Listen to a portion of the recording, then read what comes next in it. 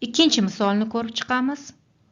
18 plus 39 plus 27 plus 12 plus 23. Bu misolni javobini topish uchun ham guruhlash usulidan foydalanamiz.